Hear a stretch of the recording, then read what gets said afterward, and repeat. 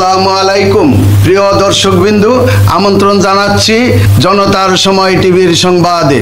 শুরুতেই থাকছে দেশের সংবাদ শিরোনাম।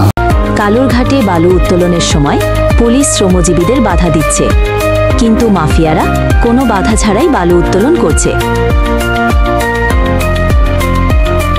কালুরঘাটের পশ্চিম তীরের বালু উত্তোলনকারী শ্রমজীবী মানুষ জীবিকা হারিয়ে অসহায় হয়ে পড়েছেন। ডুব দিয়ে ও দেশীয় যন্ত্রে বালু তুলে তারা জীবিকা নির্বাহ করে আসছিলেন, কিন্তু পুলিশের বাধায় বালু উত্তোলন ও বিক্রি বন্ধ হওয়ায় আয়হীন মানুষগুলো পরিবার পরিজন নিয়ে মহা বিপদে পড়েছেন। অথচ ড্রেজার দিয়ে রাঘব বোয়ালদের বালু উত্তোলন থেকে নেই। চান্দগাঁও থানা পুলিশ বলছে বালু উত্তোলন ও মাটি কাটা অবৈধ, তাই কালুরঘাটে বালু উত্তোলন বন্ধ করা হয়েছে। জানা যায়, পশ্চিম তীরে ব্যবসা বন্ধ হলেও কর্ণফুলীর পূর্ব তীর, নতুন ব্রিজ, ভেল্লাপাড়া ব্রিজে বালু ব্যবসা চলছে। চরে ড্রেজার বসিয়ে বালু উত্তোলন করছে রাঘব বোয়ালরা। ব্যবসা এখন আওয়ামী লীগ নেতাদের হাত থেকে বিএনপি জামাত নেতা সমর্থকদের নিয়ন্ত্রণে চলে গেছে। ক্ষুদ্রজীবী, ব্যবসায়ী ও নৌকা মালিকদের বিরুদ্ধে মামলা দেওয়া হচ্ছে। কালুরঘাটের খেজুরতলা থেকে ছোটপুল পর্যন্ত ছোট ছোট 20-25টি বালুর সাইট রয়েছে।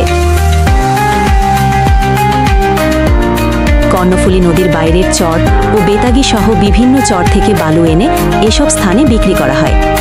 নদীতে ডুব দিয়ে তাবা, বালু তোলা দেশীয় যন্ত্র দিয়ে শ্রমিকরা বালু তুলে প্রথমে নৌকায় রাখেন। নৌকা ভর্তি হলে নদী তীরের নির্দিষ্ট সাইটগুলোই মজুত করেন। সেখান থেকে দিনমজুররা বালু ট্রাকে লোড করে। এভাবে 20-25টি সাইটে কয়েকশো শ্রমিক কাজ করেন।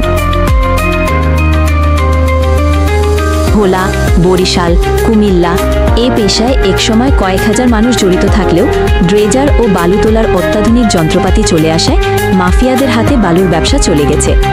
পুলিশ প্রশাসন, জেলা প্রশাসন সহ সবকিছু ম্যানেজ করে তারা কোটি কোটি টাকা হাতিয়ে নিচ্ছেন। 15 দিন আগে অভিযান চালিয়ে আলমগীর কোম্পানি নামে এক বালু জব্দ করা হয়। আলমগীর ও শ্রমিক শুক্কুরকে গ্রেফতার করে পুলিশ। কালুরঘাটের বালু ব্যবসার সাথে জড়িত মানুষজন খুব অসুবিধায় পড়েছেন, কারণ বালু উত্তোলন বন্ধ করে দেওয়া হয়েছে।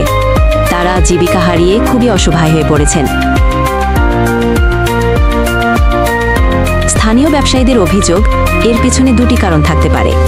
হয় পুলিশের চাঁদা, নয়তো বড় ব্যবসায়ীদের সুবিধা করে দেওয়া। তারা জানতে পেরেছেন যেখান থেকে সাধারণ মানুষ বালু তুলতে পারছেন না, সেখান থেকে বড় ড্রেজার দিয়ে বালু তোলা হচ্ছে এবং বড় নৌকায় ভরে বালু নিয়ে যাওয়া হচ্ছে বিভিন্ন জায়গায়। স্থানীয়দের অভিযোগ, গত বছরের 5 আগস্টের আগে আওয়ামী লীগের নেতারা বালুর ব্যবসা নিয়ন্ত্রণ করতেন, কিন্তু বর্তমানে বিএনপি এবং জামায়াতের নেতারা এটি নিয়ন্ত্রণ করছেন। চান্দগাঁও থানার ওসি জাহিদুল কবির বলেছেন, বালু উত্তোলন অবৈধ এবং তিনি এই অবৈধ ব্যবসা বন্ধ করেছেন। এমনকি একটি মামলাও হয়েছে। প্রিয় দর্শকবৃন্দু, আজকের প্রতিবেদন এই পর্যন্তই শেষ করছি। এখানেই পরবর্তী সংবাদ পেতে জনতার সময় টিভির সাথেই থাকুন। আল্লাহ হাফেজ।